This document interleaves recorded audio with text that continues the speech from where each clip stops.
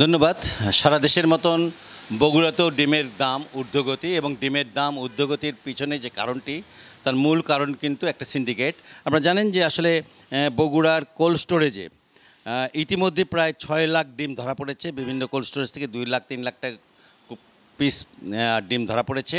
এবং আরও একটি বিষয় জানিয়ে রাখি যে বগুড়া কোল্ড স্টোরেজগুলিতে কোথাও কোথাও ১০ লাখ এবং ২০ লাখ পর্যন্ত ডিম মজুত করে রেখেছেন কিছু কিছু ব্যক্তি, যারা এই ডিম বাজারটাকে নিয়ন্ত্রণ করছেন।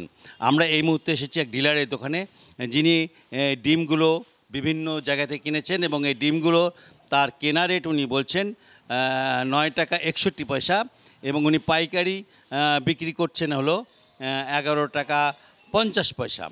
একটি জিনিস বলে রাখা দরকার, একটি খুব জরুরি বিষয়, সেটা হলো বগুড়াতে অসংখ্য আপনার বেকারি রয়েছে এবং বগুড়াতে যে ডিমের চাহিদা সেটা প্রায় ৪ লাখ।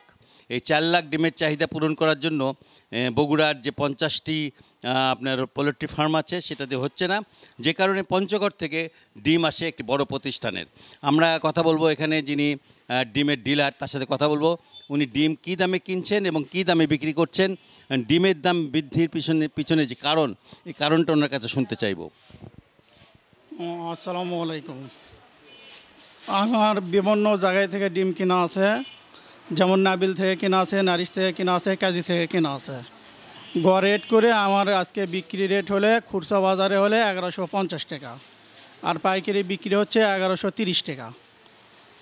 যেমন আমি নাবিলে কালকে কিনছি হলে ১১ টাকা ২৪ পয়সা, আর নারিশে কিনছি হলে ১১ টাকা ১০ টাকা ৭৫ পয়সা, আর কাজীতে কিনছি হলে ৯ টাকা ৬১ পয়সা। যেমন আমার ডিমের চাহিদা হলে দৈনিক হলে ৮০,০০০, আমি কাজীতে ডিম পাই হলে ২৪,০০০ ২৫,০০০।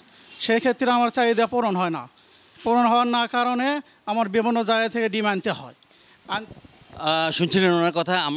আমরা আরেকটা কথা বলতে চাই যে ডিমের বাজারে যেটা খুচরা বাজারে আজকে বিক্রি হচ্ছে হলো ১২ টাকা ৫০ পয়সা, অর্থাৎ হলো ৫০ টাকা হালিতে।